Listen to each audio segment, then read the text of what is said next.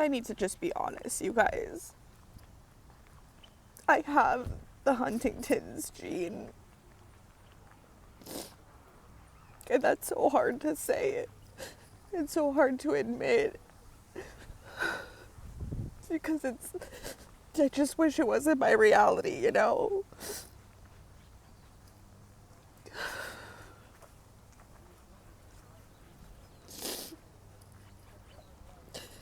Mind you, I've had sort of months to process this and think about it, and I think I was in denial the first, I don't know how long it's been since I've discovered it. Let's say January. So we're going on 3 or 4 months, and I think I was in denial at first, telling myself that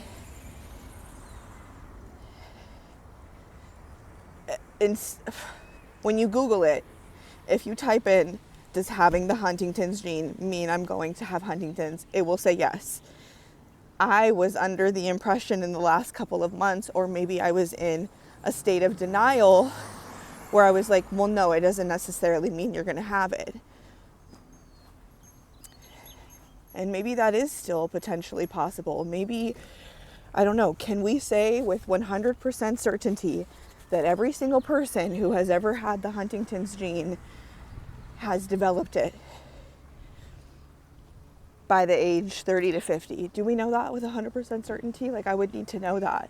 How would you keep track of that? Because you don't even know everybody that has the gene, let alone, you know what I'm saying? So if the person doesn't know they have the gene, how would they know that they're symptomatic? Of course, you can notice the symptoms, but doesn't even, there's so much to think about, right?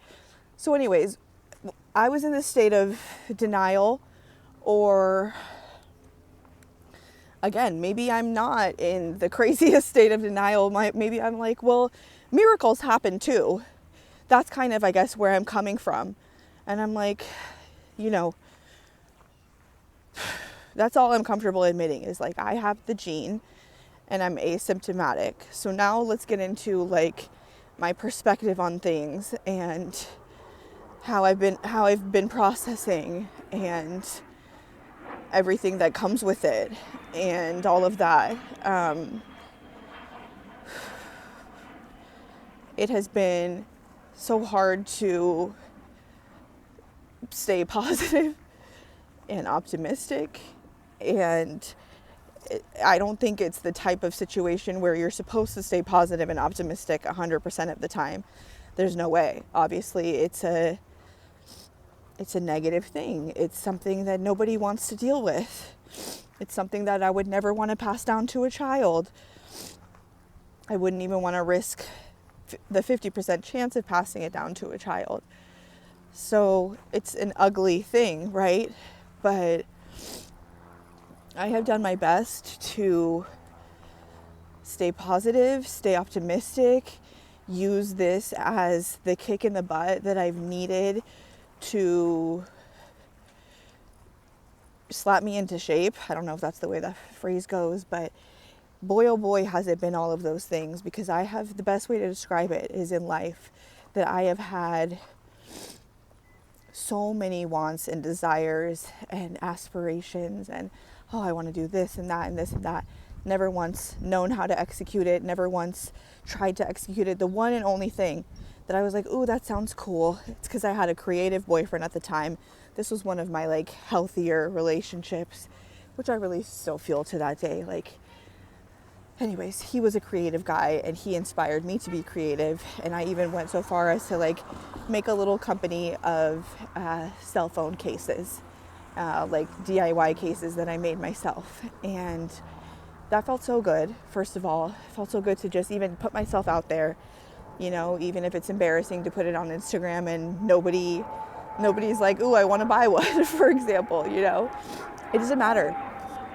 You put yourself out there, you did it.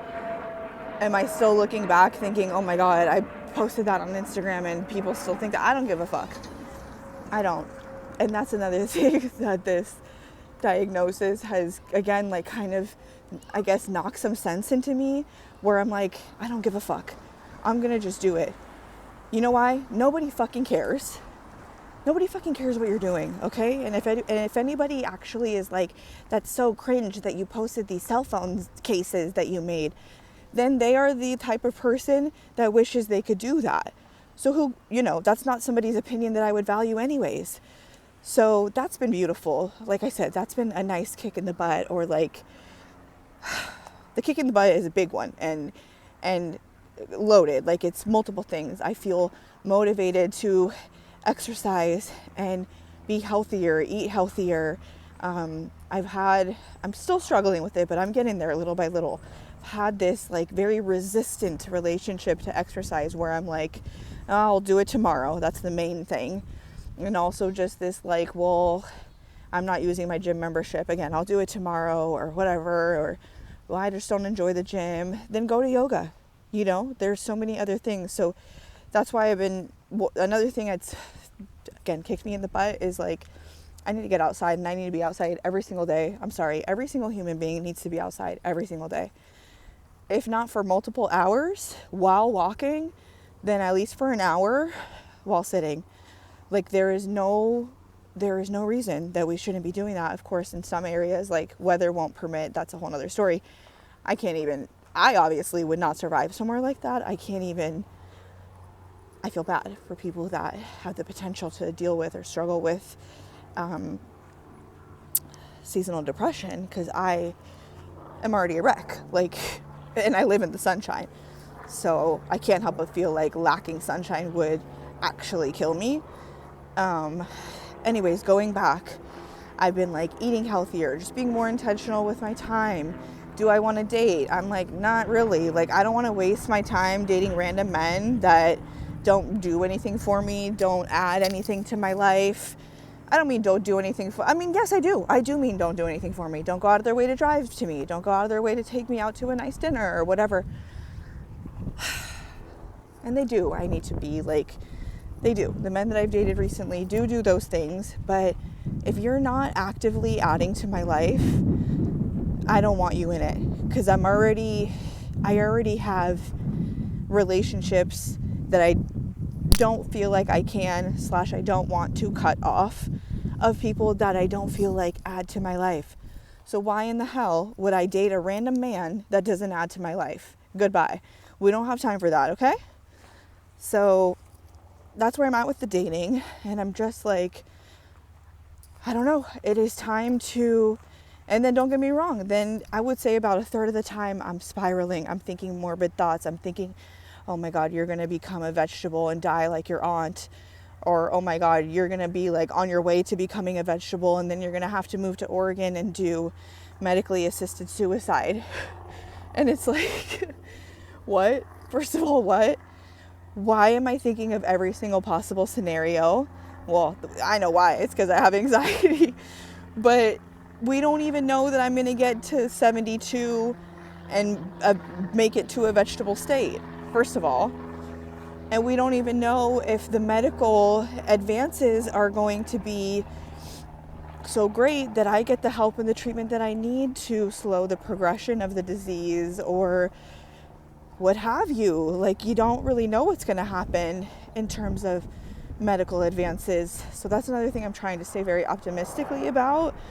I haven't really delved into it. I don't know what access looks like. I don't know if it's very limited. I don't know if just the movement disorder specialist is who I need to be seeing. Is there anyone else I need to be seeing? These are all like crazy things, and my reality has just been so like shaken up in the last year or 6 months that it is hard to, I realize now I'm still very much in the like processing stage. Like, obviously it's only a couple of months in, and there's so many like complicated layers, like other family members and stuff. I don't even want to get into that. I will just stick to like my journey and how it's impacting me and stuff like that. But golly, like, first of all, the Amanda many years ago would have spiraled into a Xanax coma, is how I feel with receiving this type of news. Like, it is simply too dark and too heavy for my soul to bear. And that is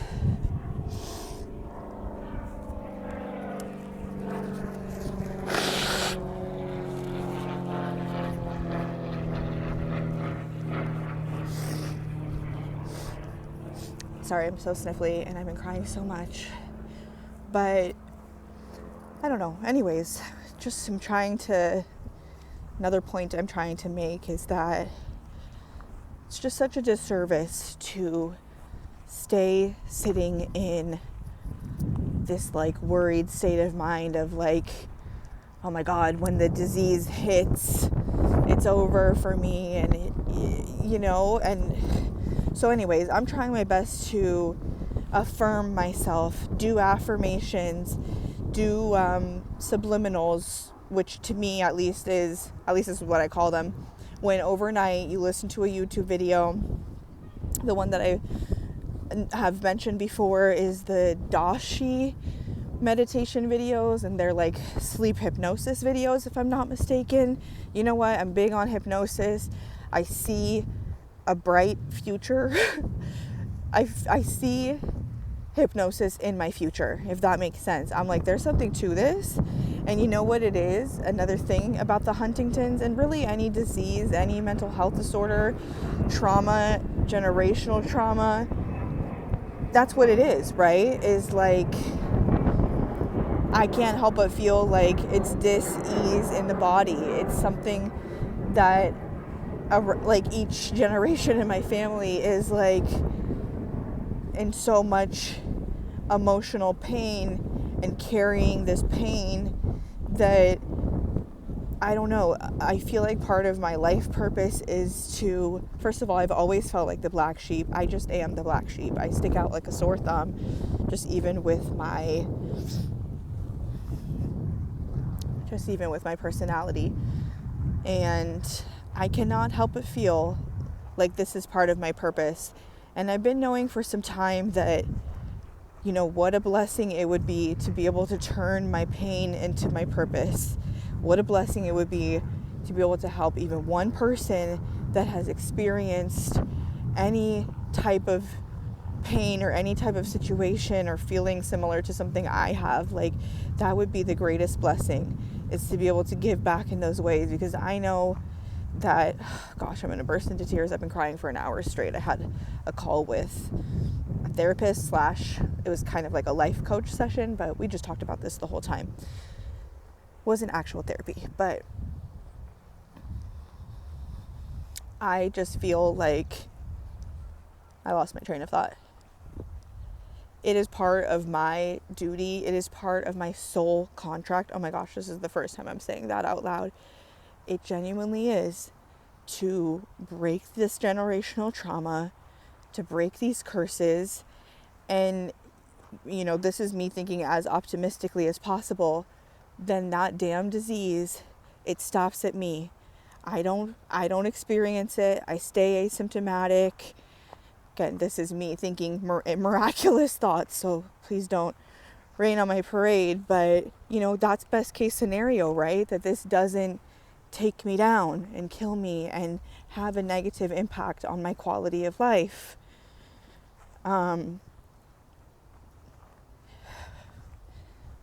So anyways, I can't help but feel like that is part of what I meant to do, is, spread the message and help other people heal and just help anybody else feel less alone. Oh, that's what I was saying. What I was saying was that the life coach / therapist that I talked to, we spoke for an hour and I cried the whole time. And she specifically has always been a person that she's just a light in my life, and she has always seen me and loved me and supported me unconditionally. And so to meet those types of people, it can be life altering. It can be wow, there is a sliver of hope. This person who I think highly of and I love and respect thinks the same about me and feels the same about me. and loves me and supports me unconditionally. And for those of us that unconditional love and support was not given as children, I think in adulthood it can be so incredibly healing, and I'm seeking that out. And I also, like I said, want to be that person for other people. Like, I am all ears. Like, I understand life is so fucked up. Like, there's so much sadness and pain and suffering, but there is also so much beauty. And we all deserve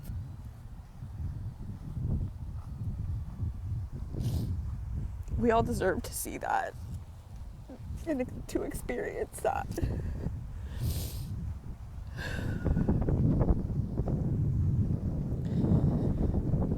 I don't know. Like I said, this is a lot to process.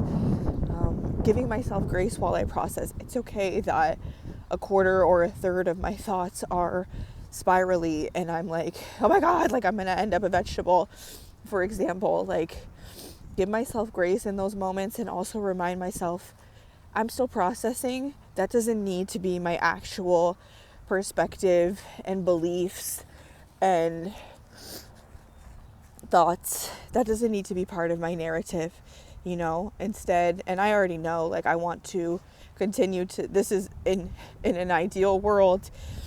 Of course, this is, I have the right to edit this if I want, but in an ideal world, if I could stick to the narrative that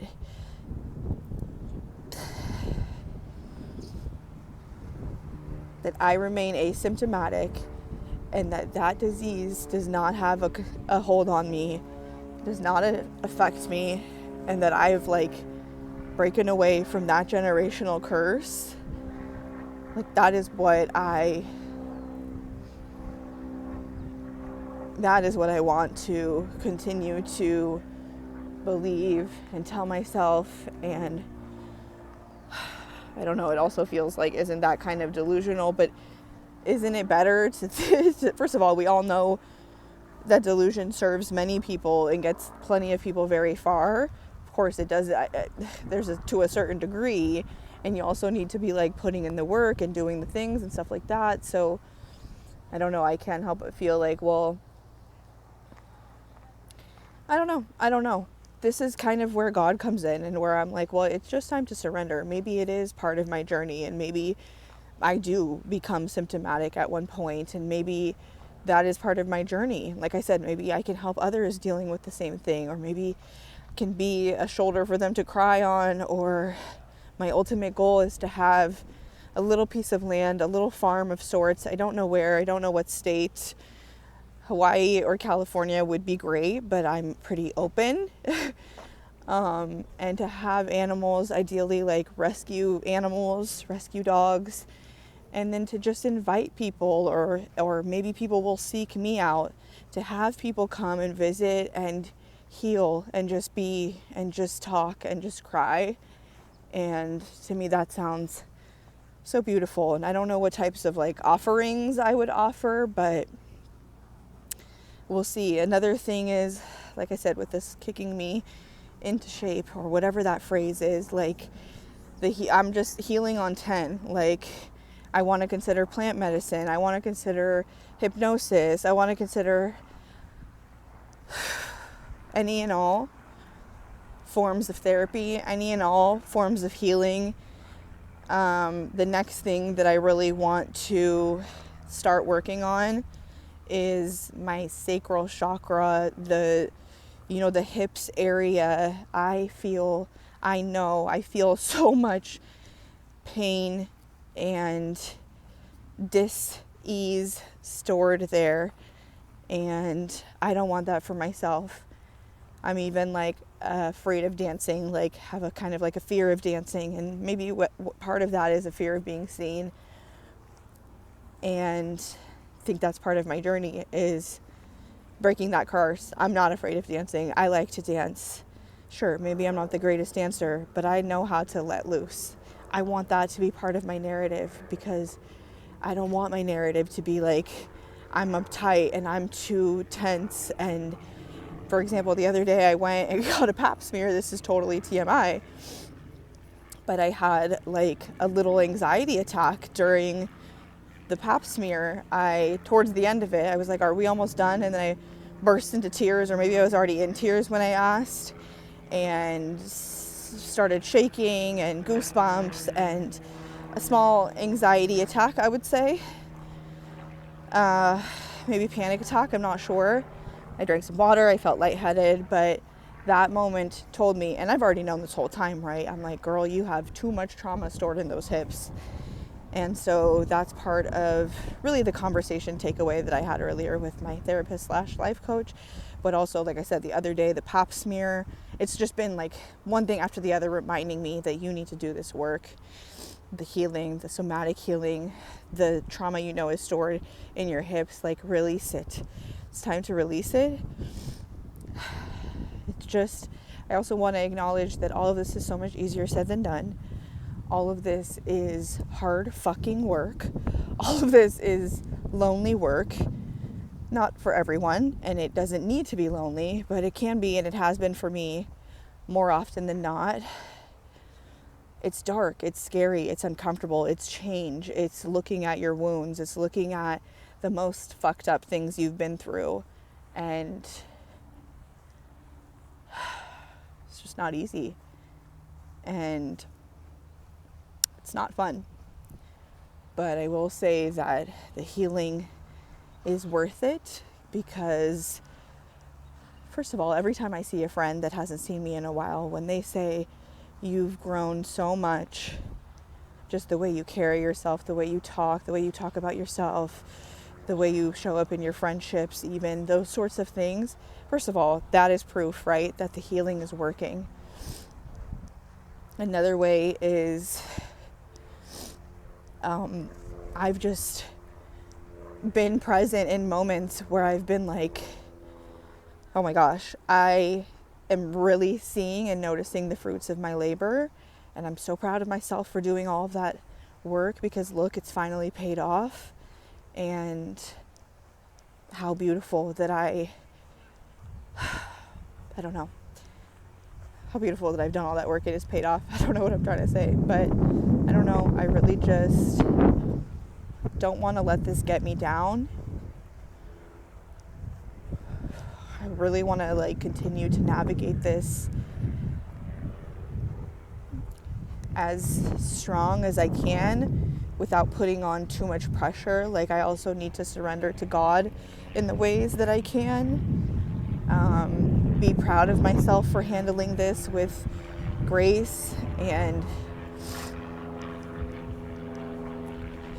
patience and things like that. Because don't get me wrong, I've thought things like, why me? Why is this happening to me? Haven't I already experienced enough suffering? And I just don't think that's the right approach. I mean, I think it's a fair thought to have, especially... Sorry, my sweater was falling off my waist. But especially as... It's just, it's a valid thought to have.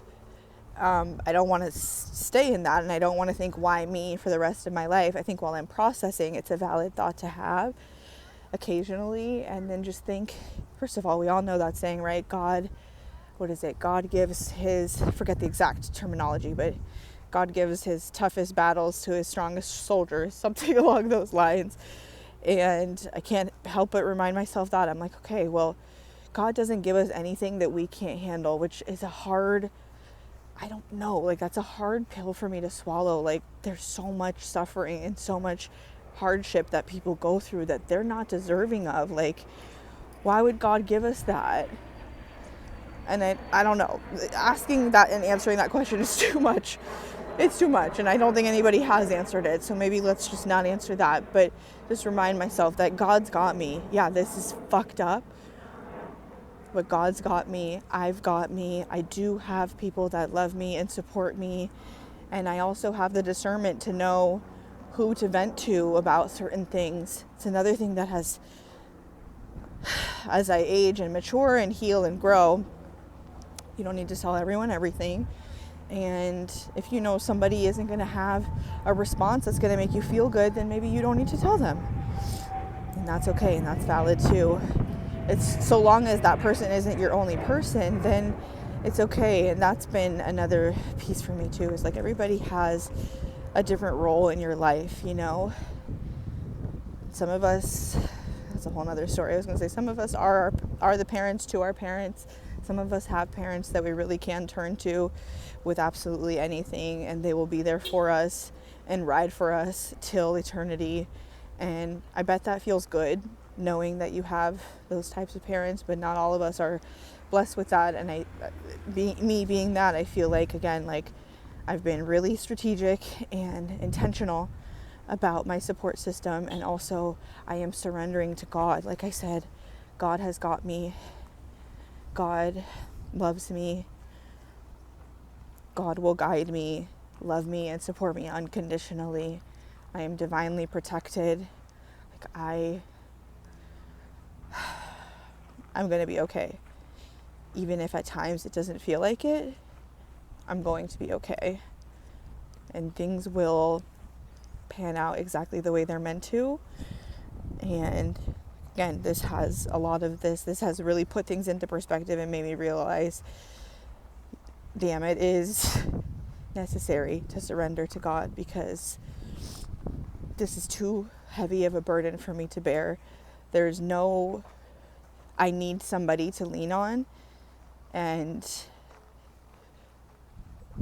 it just in life in general. And I'm just so glad that my relationship with God has strengthened in the last years, and even more so in the last months. You know, with every day that goes by, I feel like it's growing more and more.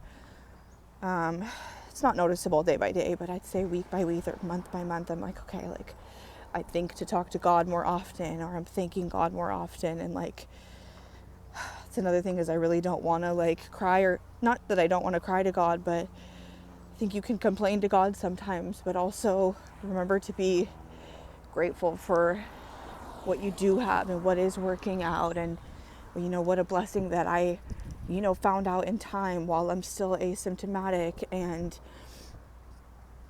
that there are treatments of sort, and that's all a blessing. Let me just leave it at that, you know. The last thing I will say is that ever since finding out, which is interesting, and I know the power of the brain, I know the power of the mind.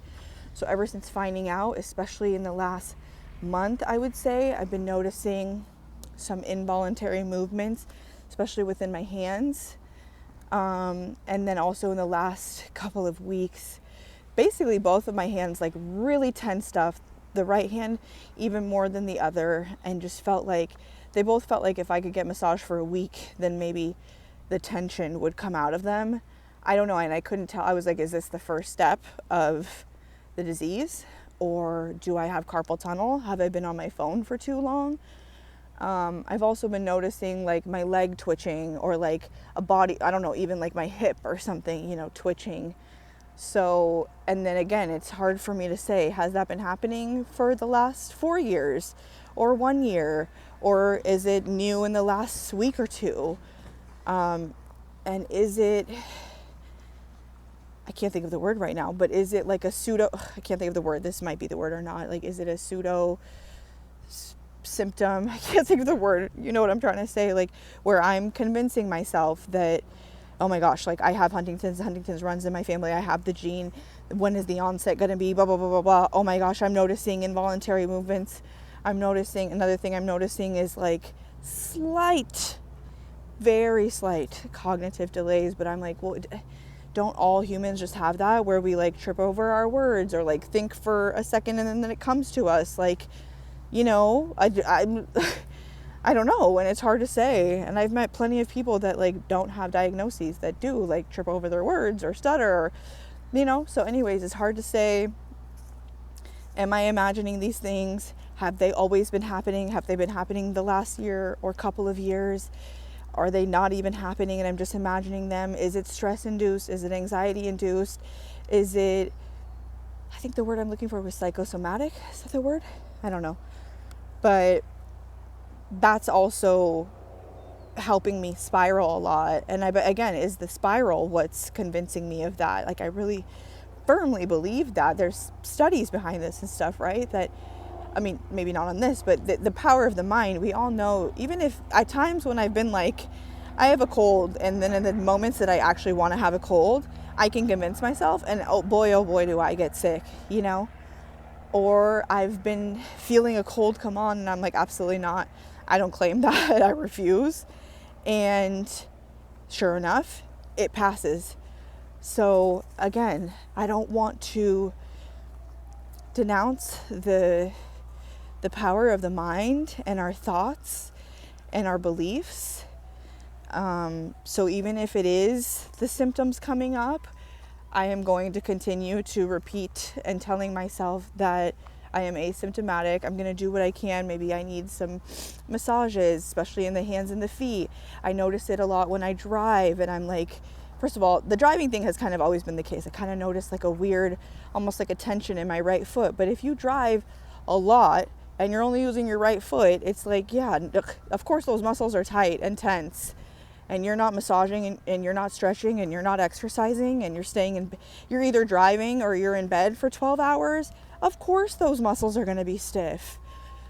So it's hard for me to say, like I said, but what is serving me and what is benefiting me is wholeheartedly believing that I am still asymptomatic, that I will remain asymptomatic, that I'm happy and healthy, that every cell, every gene, every neuron in my body is happy and healthy. And ice cream. And another thing last thing I want to say is like, I also want to, don't get me wrong though, like I've mentioned this before, chronic anxiety my whole life, chronic depression my whole life, bad posture my whole life. Look how I'm standing. That's attributed to pain in my jaw, TMJ disorder. Bad posture has attributed to migraines, nearly migraines every single day. The only thing that will take away my migraine is an Excedrin extra strength.